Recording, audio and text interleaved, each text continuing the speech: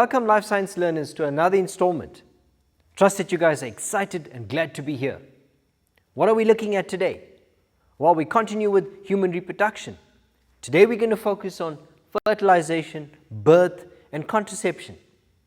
It's important that we understand the process of fertilization for us to then move on to the process of birth and what happens during the birth process. So let's get straight into the details of our lesson, and I trust that you guys are making notes and you're having those questions that you're writing down, and I hope that you can engage with me through the session and I'll answer those questions for you. So it's important that we understand exactly what we're doing today. In our overview, we're looking at fertilization and the development of zygote, and that's important for us to be able to understand how pregnancy and the further development occurs post-fertilization. So what is fertilization and what happens after fertilization? It's a concept that we've been introduced to several years ago. Fertilization or fusion is an alternative word. And so we see that fertilization is a process of the sperm traveling towards the egg and fusing with the egg. So fertilization is the coming together of the male gamete and the female gamete to produce what we refer to as a zygote. Now let's try and understand why this is important. It's important in the context of sexual reproduction that two gametes come together to produce an offspring that has a combination of genetic information from two different individuals. So fertilization is a process in which the haploid gametes, which are the sperm and eggs, fuse together to form a diploid zygote. So remember that haploid is N plus the other N equals to a diploid cell being the zygote having information from two different haploid cells. And this process of fertilization occurs after ovulation when a sperm cell travels up the fallopian tube and fuses with an ovum. It's important that we understand when fertilization takes place. Fertilization will occur when there is an egg that's available, provided that sperms have been introduced into the female reproductive system. So that sperm will travel to hopefully fuse and meet with this egg inside the fallopian tube. And that is where fertilization happens. It happens in the fallopian tube. So here's a beautiful image showing you several sperm cells that are making that mammoth journey all the way from the process of ejaculation all up into the fallopian tube. So this is inside the fallopian tube, and where we see this egg cell, and a sperm cell will then release an enzyme allowing for this membrane to rupture open, allowing the head of the sperm to enter. Once the head of the sperm enters, it is able to release the nucleus. And so that process is actually a beautiful process illustrated in this diagram. Let's look at what happens after fertilization. So we have identified that fertilization is the fusion of the gametes. So let's step back to looking at the female reproductive system. We know that here is an image of the ovary. I'm going to change my pen so that I make that much more distinct for you. So we see the ovaries here, and we know that ovulation takes place at the ovary where an ova is released. That ova travels, or is moved along rather, into the fallopian tube in anticipation of a sperm cell. So this image shows you several sperm cells being released. So ovulation generally happens around day 14, and so that egg travels into the fallopian tube after day 14. If sperm cells are introduced into the female reproductive system, these sperm cells will move towards the egg. And often I get the question, how do the sperm cells know where to move towards? And so what we see is these sperm cells are attracted by a process called chemotaxis, where there's a chemical stimulus that draws them, that is released by the egg. So the sperm cells will move towards the area where the egg is because of the chemical affinity between the sperm cells and the egg cells. So there is a chemical stimulus that is sensed by these sperm cells that draws them up into the fallopian tube. And so they will then travel and they will fuse with this to form what we call the zygote. And that happens generally soon after ovulation. That zygote will then undergo a series of cell division called mitosis, and specifically the embryo will divide to form a multi-cell structure by around day 4 called the morula. And the morula comes from the word many cells or mulberry-like structure. And so by day 5, this ball of cells now becomes a bit more specialized, showing differentiation in cells. And so we say that that's the blastocyst. And once it reaches the size of a blastocyst, we know that this now has entered into the uterine chamber, where it will then implant against or into the endometrial lining in the uterus. So this is the development of the zygote post-fertilization. So here's a schematic diagram showing you the early development of the embryo. And we see here a zygote that is obviously a fertilized egg cell undergoing a series of cell division, forming the morula, and that morula in turn becomes a specialized cell called or structure called the blastocyst. And only then can this blastocyst be attached into the endometrium. Here are images showing you an ultrasound image of the zygote. Again, you can see here the nuclei fusing together. We see that that zygote undergoes a series of divisions by around day 4 to form a ball of cells called the morula. You can see that there are several cells in this collective structure. And then we see the specialization of this to form a larger ball with a bit more differentiation in the types of cells in this. And this blastocyst is now ready to be implanted.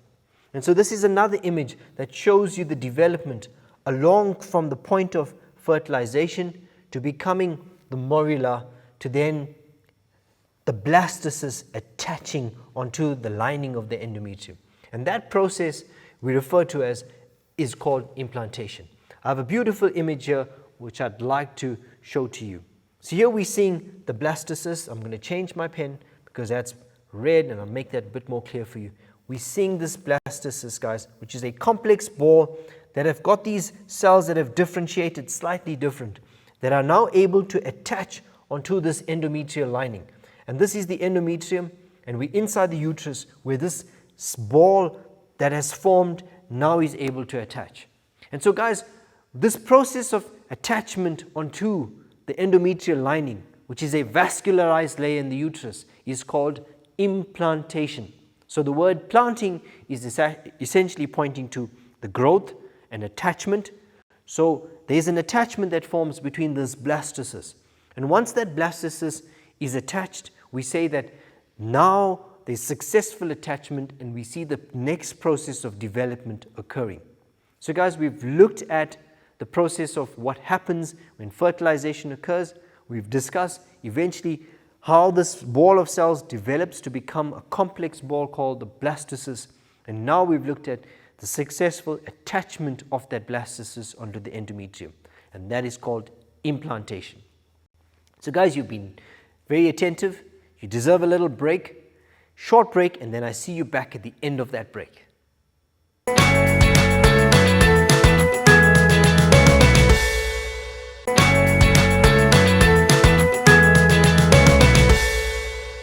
Welcome back, Life Science learners, to another segment. We've looked at fertilization and implantation. It's important now for us to understand what is the process of development of that zygote after it's implanted. So we know that that blastocyst has to attach onto the endometrium to stimulate the next process of development. So let's look at that process now. And so we're going to focus on the process of the development of the zygote post-implantation. And so we refer to that as the formation of the placenta and pregnancy and further development. So it's important that we understand what happens during pregnancy. And so pregnancy is a period that lasts for about 40 months and 40 weeks, my apologies, and it points to the development of how this ball of cell becomes this complex individual that develops within the female reproductive system. It's a diagram that has quite overwhelming to understand in terms of when we look at this, in terms of how does a small ball of cell develop into this complex young individual. Let's look at what happens. So all of this happens within a sac called the amniotic sac. So when we look at the amniotic sac, It is a layer of membrane that encloses this developing young fetus. A thin wall sac surrounds the fetus during pregnancy, and that we refer to as the amniotic membrane. This sac is filled with a liquid which is called amniotic fluid, which constantly surrounds the fetus. So within this amniotic sac, there is amniotic fluid surrounding that space between the baby or the fetus and the amniotic membrane. And this amniotic fluid plays an important role, which we'll discuss in a little while. It's important that the baby is enclosed in this membrane. Firstly, because the amniotic fluid protects the fetus from injury and dehydration. It also helps to regulate the temperature of the fetus. So figure out that when the baby develops, it's developing in this sac, and that sac is physically kind of disconnected from the mother because there's no direct attachment between the mother's blood supply and the fetus. So the fetus has to maintain its body temperature independently. And so we find that the amniotic sac plays an important role in regulating the temperature around this developing fetus. We also know that when we look at the further development, it is important that the baby remains hydrated and nourished with the outside being moist, or else we find that the baby can experience dehydration. From the outside, the amnion is a second sac called the chorion, which is also forms part of the placenta. So there is a chorionic layer which we will see in the next diagram.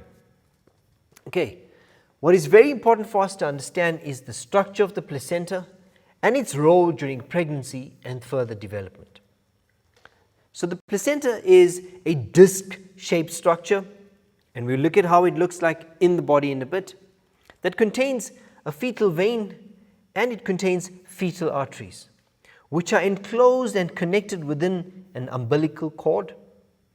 And this placenta contains chorionic villi or folds that connect into the endometrial lining. So this is an image which I'll change my slide in a bit so that it gives you a context to what we're looking at. So I'm going to go back to this slide here. So here, this is an image that shows you the development of the placenta. So that's the placenta, and we're looking at how this image illustrates the details of that placenta. So it's a disc-shaped structure that connects into the internal maternal membrane. So here is the internal maternal endometrial lining in which this placenta connects the baby to, or the fetus to, the mother. So I'm going to step back a bit just to give you context to where we were. So if we take this placenta and we place it into the developing uterus of the mother, we see that this is the disc-shaped structure, and here you'll find the fetus on the upper side attached here. So that's just to give you a context to where we are. Okay, so let's look at the structure of the placenta. As I mentioned, it's a disc-shaped structure which is important in nourishing the developing fetus. The fetus receives the nutrition from the mother through the maternal blood flow, and this is again sinuses or spaces which allow for the maternal blood supply to exchange nutrients. So if we were to look at this space here, okay, as I mentioned, this end is the side in which the maternal blood supply is present. So you have your maternal veins and your maternal arteries here, and these carry nutrients and take away the waste products.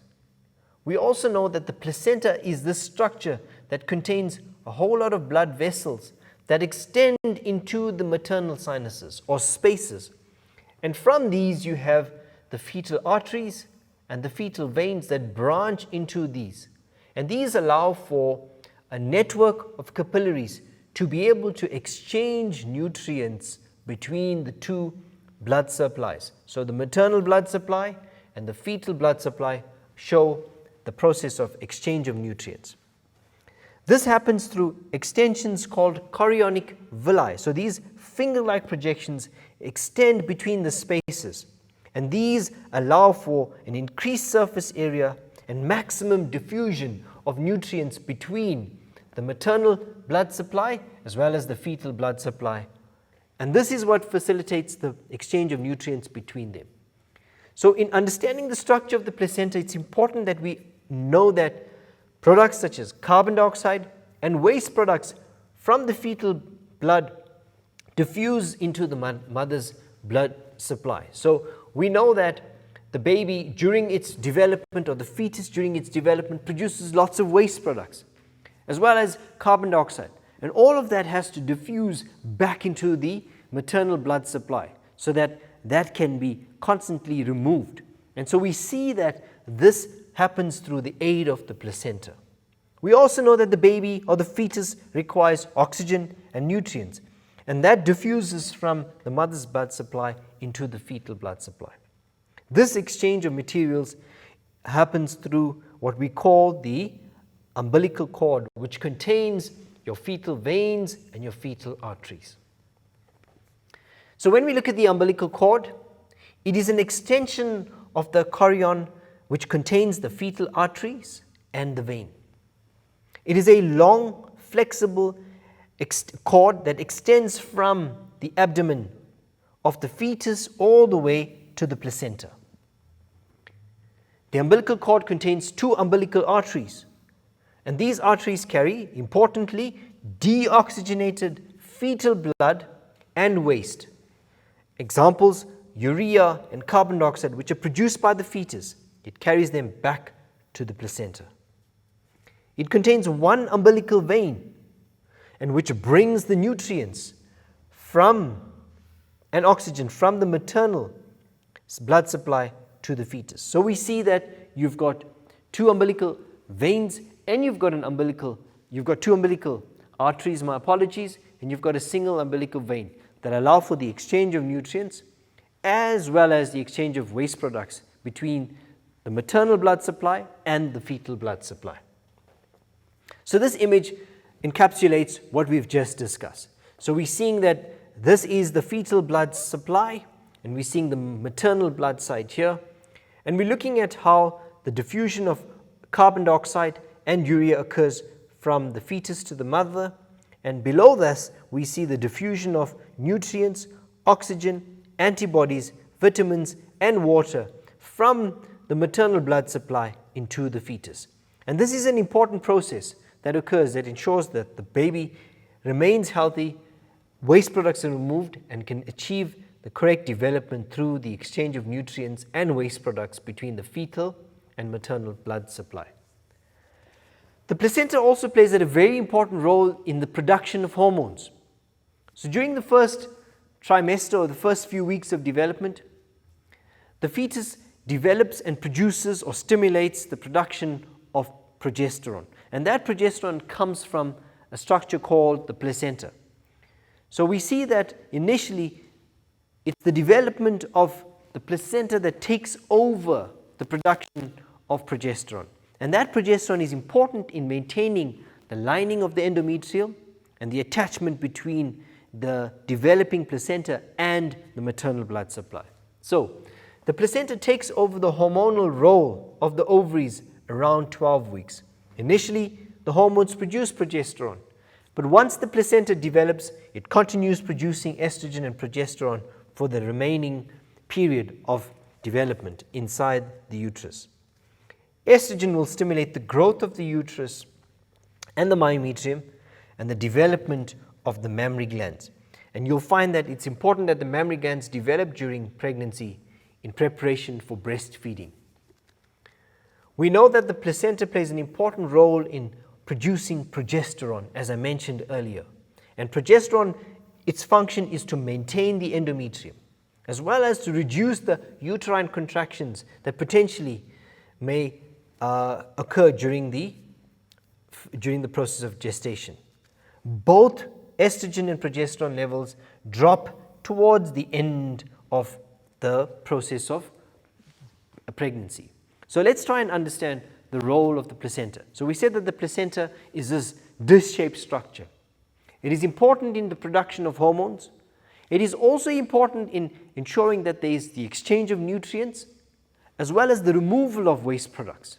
We've just looked at the function of the placenta in terms of taking over the production of progesterone, and that is vital to maintaining pregnancy post the first 12 weeks. We often see that the placenta is crucial in maintaining the pregnancy post the 12 weeks because it takes on a very important function of producing progesterone. So let's look at the role of the placenta in hormonal control. So this image actually shows you the levels of hormones over the 9 months of development. So we're seeing the 9 months of development that happens within the uterus. We're also seeing this divided into 3 phases of development: the first trimester, the second trimester, and the third trimester. So essentially 12 weeks of development, and we look at that, and now we look at the structure of development and link that to hormones. So during the first trimester, we see that there is an increase in a hormone called human chorionic gonadotrophin, and that's again released from the chorion developing within the fetus. So when the fetus develops, we find that there's the chorionic layer, and that chorion stimulates the production of human chorionic gonadotrophin. So during the first 3 weeks of 3 months of development, we see that there's an increase in human chorionic gonadotrophin. When we look at the other 2 hormones, which are illustrated in blue and green, and these are progesterone and estrogen, we see that there is a gradual increase in these 2 hormones from the first or during the first 3 months. When we look at the second trimester, we see that there is a decrease in the human chorionic gonadotrophin hormone, but we see that there is a significant increase, and now the release of progesterone and estrogen is from the development of the fetus. Earlier on in the first trimester, it was the ovaries that were responsible for the release of these hormones. However, in the second trimester, it is the development of the placenta that is responsible for the release of progesterone and estrogen. As we progress into the third trimester, we see that this is when probably the estrogen progesterone levels are the highest, and as we get towards the end of the gestation period or the development of the fetus within the uterus, we see that there is a preparation for pregnancy, and that is seen by a decrease in the levels of progesterone and estrogen, and that is then significant with the process of delivery and the birth of the baby. So guys, in this segment we've looked at an overview of the role of the placenta in terms of the hormones that are produced, its structure. What is significant was discussing the umbilical cord and its structure. Before we wrap up, I'd like to show you what an image looks like of a placenta. And if we look at this, it shows you the placenta, and it shows you a vascularized membrane with lots of blood vessels. We also see a very thick rubber-like umbilical cord, and it is within this umbilical cord that we have the umbilical veins and arteries. So yes, as much as this looks very rich in blood supply, it also contains all the waste products that have accumulated within the period. So this is the structure that is removed at the end during the afterbirth, after the delivery of a baby has taken place. So that's a wrap of the placenta and the umbilical cord. Guys, you've been focused, you've been an attentive class, you deserve a break. Let's get into a short break, stretch a bit, and I'll see you at the end of that break.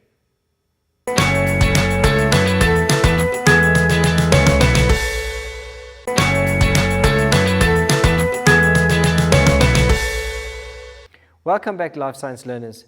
In this segment, we're going to focus on the process of birth and what happens in terms of the development of that baby when the process of birth takes place.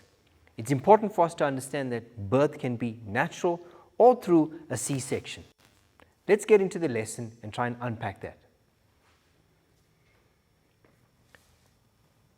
Okay, so the process of birth is essentially the expulsion of a fully developed fetus, its surrounding membranes, and the placenta from the uterus. So we often confuse birth as just the release of the baby. It's more than that, guys. So it's important that we understand that birth happens in different stages, which we will look at in a little while. So apart from just the expulsion of the baby, it is also the release of the membranes surrounding the baby, the placenta as well, from the mother. That is all part of the birthing process. So when we look at the process of birth, we can discuss firstly, what is a vaginal delivery? It is essentially the birth of an offspring of mammals or babies in humans through the vagina, also called the birth canal. So humans have been able to deliver babies more recently through C-sections, as well as a natural process through the vagina called a vaginal delivery. But in the wild, animals naturally give birth through a vaginal delivery. Okay, cool. So let's look at the process of birth. The birth of a baby occurs approximately 280 days, which is about approximately 40 weeks after the beginning of a woman's last menstrual period, which is about 38 weeks after fertilization. So you'll find that the gestational period is about 40 weeks, but that happens often 2 weeks after the female has had her last period. And if you calculate that, it's 14 days when ovulation took place, plus the other 38 weeks, which gives you a total of 40 weeks for the process of complete development of a fetus. A few days before the birth, the baby moves in such a way that the head engages in the cervix. So we talk about the baby developing in the fetus, and towards the 38 weeks or close towards the end of pregnancy, that the baby starts moving into position, and that is very important for the type of delivery and the position of when a decision is made in terms of the type of delivery. So we know that naturally, and if all goes well, that the head engages in the cervix. So essentially the head points towards the cervix. So here if we look at, this is the uterus, if we're looking at the head, this is the cervix, we're seeing that the head now is in the position facing the cervix. So let's try and unpack the role of hormones in this and just try and understand what happens during the process of birth. So the brain is stimulated when the baby's head touches the cervix. So when the fetus moves into position, the head stimulates the lining of the cervix, and that stimulates an impulse to the brain to release a hormone called oxytocin. Oxytocin is released from parts of the brain which cause the muscles lining the uterus to begin contracting. So we find that the brain releases the hormones called oxytocin, and oxytocin targets the muscle walls of the endometrium, causing the process of muscle contraction. This will then cause the baby to push against the cervix, causing it to stretch. So that causes the cervix to stretch, and the stretching of the cervix then causes nerve impulses to be sent back to the brain, and this further allows for the release of more oxytocin, stimulating greater contraction and more expulsion of the baby. So towards the end of the 40 weeks of gestation, we see that the levels of progesterone begin to drop. Remember that progesterone maintains pregnancy, and so we see that level decreasing. This also coincides with a rise in estrogen levels, which causes the uterine muscles to begin contracting. And this we refer to as false labor, and sometimes you would have heard the term Braxton Hicks contraction. So these are contractions that happen due to an increase in the levels of estrogen. This in turn stimulates the stretching of the uterine walls, which trigger the release of hormones oxytocin and further stimulates the contraction of the uterus. The process of birth, where it happens through the vaginal delivery, involves 3 different stages. During stage 1, we see the contraction and the dilation of the cervix. So the cervix contracts and dilates. We also see that in the second stage of it, there is the descent of the baby through the birth canal. And in this third stage, we see the delivery of the placenta. Let's take a closer look at these 3 stages. Stage 1 can last between 2 to 20 hours. And it is during this stage that we see that the strength or the intensity of the contraction of the uterine muscles gradually becomes closer together. So we find that these contractions start occurring when the mother experiences contractions of the uterus. They become more intense and more shorter and deeper as the baby moves into position. So we say that the intensity of these contractions increase. As the baby descends, the head fits into the pelvic girdle and the head thus engages. We say that the head now engages into the cervix, applying pressure and stimulating the neurons in the brain to be able to now stimulate more oxytocin, which further contracts the uterine muscles. There is a plug in the uterus between the uterus and the cervix that releases or breaks away. And when this plug breaks away, we say that there is a show. And this is a secretion of mucus that is released as the plug is released. And that show is often a positive indication that a female is going into labor. And we see that the cervix begins to dilate, and this has to dilate to about 10 centimeters for the baby to emerge. The amniotic sac will burst and the amniotic fluid is released. Before birth, the cervix and the cartilage of the pubic symphysis, so the joints between the pubic symphysis, the girdles, will soften up, and this will allow for the extension of the cervix. And this is brought about by the hormones oxytocin and relaxin. This is an image showing you the head engaging, and here's the plug that is going to release. And as this occurs, we find that the uterine muscles contract, and this further applies pressure on the baby, causing the baby to move into position. During the second stage, which we refer to as delivery, this is generally about 1 hour if there are no complications. This is when there are very strong contractions of the uterus and the baby starts to force through the birth canal.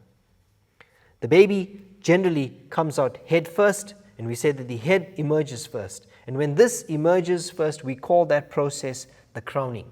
So this process, as illustrated here, when the head emerges first and you see the cranium, is called crowning. After a short rest, the right and then the left shoulders are delivered. And so you'll find that the baby then comes out one shoulder at a time, and you see that gradually emerges out with the shoulders first, and then you'll find that the rest of the baby emerges. The umbilical cord is then clamped in 2 places to prevent the bleeding when it is cut. The procedure is generally painless as there are no nerves in the umbilical cord. After separation from the mother, the baby then will take its first breath, the lungs inflate, and the baby is able to take its first breath. And so here we're seeing that image showing you the crowning and then the shoulders moving through the birth canal. And finally, we have the third stage, which is about 10 to 15 minutes after the process when the baby is out, where we find there is a series of contractions of the uterus will continue, and then the placenta is detached from the uterine wall, and that placenta and the rest of the umbilical cord is pulled out and removed through the vagina, and that is known as the afterbirth. And so we see that the umbilical cord is pulled and this placenta detaches and is removed. And so this is what it looks like at the end of the process, and we see now the placenta along with the umbilical cord that has been released. So guys, that process is the process of birth and how the baby is delivered. You guys deserve a little break, and when we get back, we will look at a concept of contraception. Short break, and I'll see you at the end of that.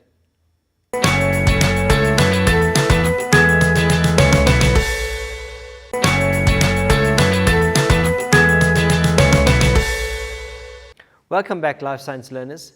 And in this segment, we're wrapping up this section. We're going to look at the process of what birth control is and contraception. It's important that we get into understanding what birth control is. But can I pause and go back to just what we were looking at earlier on? We've looked at the process of a natural birth, which we refer to as a vaginal birth. I also need to discuss very briefly what a C-section is before we move on to contraception. So can I take you there very quickly? And so when we look at a C-section, guys, a C-section or a cesarean delivery is a delivery where a surgical procedure is used to deliver a baby through an incision or a cut in the abdomen and the uterus. A C-section might be planned ahead of time for a female that develops pregnancy complications or has had a previous C-section and is not considering a vaginal birth after a C-section. Okay, so here's an image, a beautiful image showing you the process of when a C-section is done, and that shows you the emerging of a baby where a cut is made in the lower abdomen. There are several reasons why C-sections are done. Let's kind of look at some of those reasons quickly, and we'll wrap this part of the segment up. So sometimes females go through a prolonged period of labor. Sometimes the babies are too large to fit through the birth canal. There's often an abnormal positioning of the baby where the legs of the baby face the cervix. It could be that the mother has multiple babies, so this has been the second or third pregnancy. There could also be fetal distress, so when the fetus is under some sort of distress and during its developmental stages, the gynecologist will consider having a C-section in order for the baby's best interest. Sometimes there are birth defects where a C-section might be necessary. A female that has had repeated C-sections would have to have a C-section. There could be general health conditions that the mother might face that will prevent her from having a natural delivery. So there are several factors why a C-section are done. And so that's often at the discretion of the gynecologist in consultation with the parents and especially the mother, in the best interest of both the mother and the baby. So let's get on to contraception. So it's important that we try and understand what is contraception. If we break up the word contraception, it's made up of two words, contra and ception. So contra means against and ception refers to conception. So contraception refers to the process of using or taking any method that prevents the process of conception. So contraception is defined as the intentional prevention of conception, and this can occur through the use of various devices, sexual practices, as well as chemicals, drugs, or even surgical procedures. So there's a host of different methods that we can choose, depending on individuals, depending on their time of their life cycle. We might decide and choose different methods of contraception. Why is contraception important? Contraception is important in being able to plan a family. Contraception is important in being able to decide when it's the right time to have kids. So there are different ways of choosing contraceptions. It's important that we understand what are the different contraceptions available. Cool. So the different categories of contraceptions are as follows. So we have natural contraceptives. We can use mechanical or barrier methods. There are also surgical procedures as well as a group of hormonal methods of preventing conception. Let's try and understand what the natural methods are. When we refer to a natural method, we essentially referring to any method that includes actions that prevent or that people can naturally do to help prevent unintended pregnancy. So any natural method does not involve the use of chemicals, any surgery, any pills. It is a natural method that a couple will decide to use to prevent conception. And so one of the most common methods is the rhythm method. This method is based on understanding the calendar and knowing the rhythm in terms of when the female is ovulating. So when we look at the cycle of a female, we know that it takes 28 days, and during that cycle there's a period when a female ovulates, and so that period of ovulation is around day 13 and 14. And so this cycle refers to periods in the cycle of 28 days when a female is infertile as well as most fertile. And so these 7 days that are indicated in red indicate a period when a female is menstruating, and it's during that time that there isn't an egg available, nor is the endometrium available for implantation. During the next 14 days or the next 7 days from day 8 to day 21, 22, we see that these are days when a female is most likely or different degrees of likeliness to fall pregnant or to conceive, with the most being around day 13 and 14 when ovulation occurs. We know that post day 21, the chances of conceiving decrease significantly. And that is because we know that after fertilization, an egg needs around 7 days to further its development.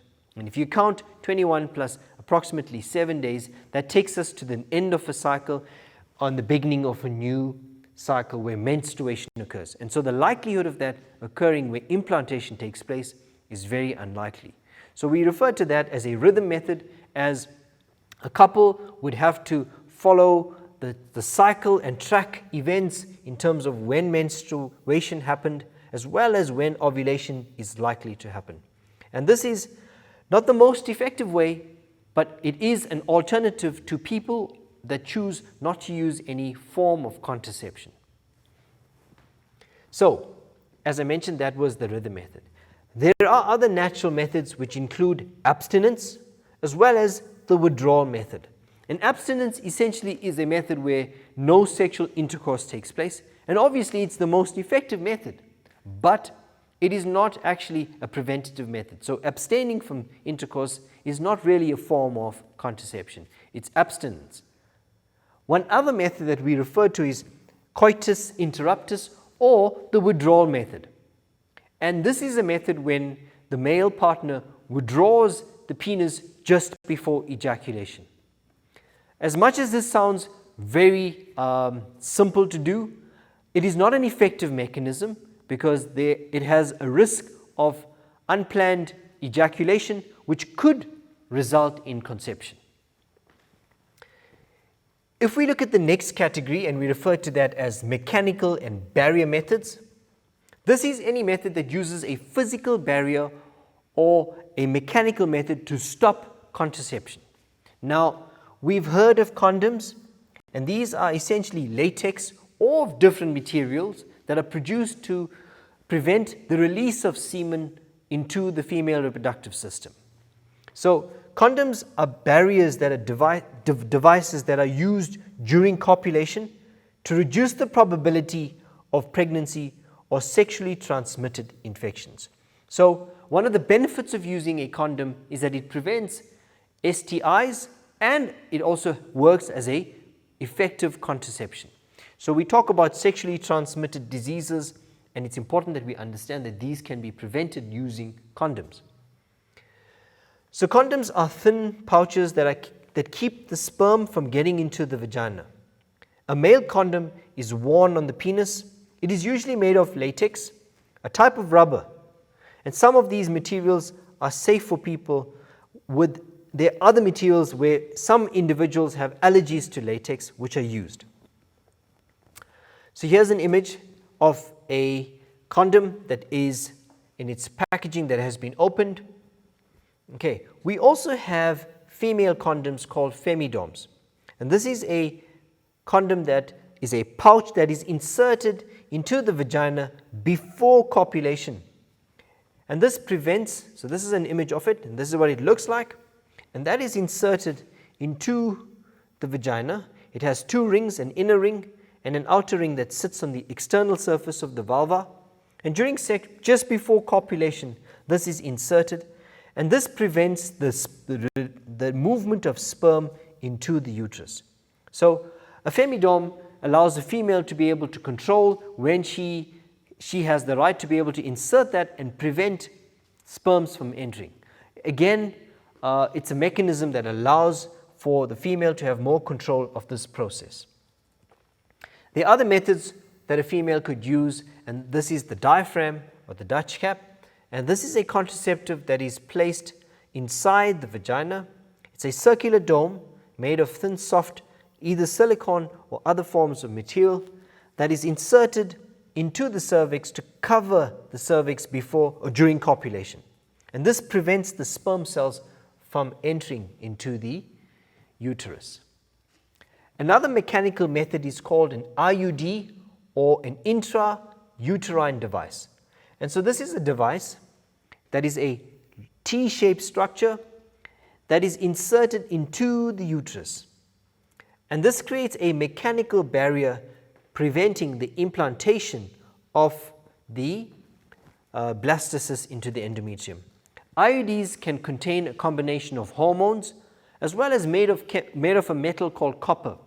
And copper is a natural spermicide that kills sperm. So often when the sperms enter, they are going to be destroyed by the copper oxide, but also this IUDs can contain a hormone that is released gradually that prevent the process of implantation and further ovulation. Okay, there are surgical methods, guys, which is the next category, and this involves where the vas deferens in males are surgically cut and or tied up, preventing the pathway of sperms from moving into the ejaculatory duct. So when they are tied, there's a break in the pathway stopping the sperms from traveling up. These sperm cells will be eventually reabsorbed and broken down in the epididymis. And so when this happens, from about 3 months after a vasectomy, we can see that the semen will contain no sperm, so fertilization cannot occur. So that's an image of a male surgical procedure. We also know that this procedure can occur in females, and it's called a tubule ligation, and this is when the fallopian tubes are either tied up and cut, and this prevents an egg from meeting a sperm that may travel up the uterus.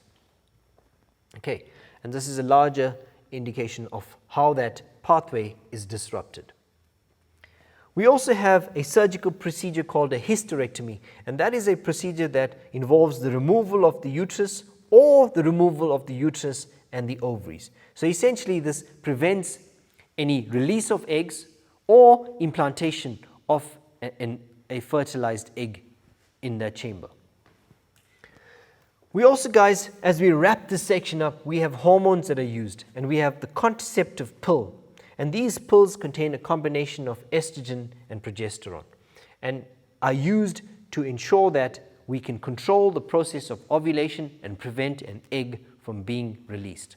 So guys, we've looked at in this segment various types of methods that prevent conception. And the 4 main categories are natural, mechanical barrier, we looked at surgical procedures, and finally we looked at contraceptive methods that involved chemicals. And these chemicals prevent either ovulation, prevent the release of an egg, and come in combinations of either patches, a strip of pills, or even in terms of implants and injections that could be given. So there are various different methods of contraceptives that are available. You guys have been a wonderful audience.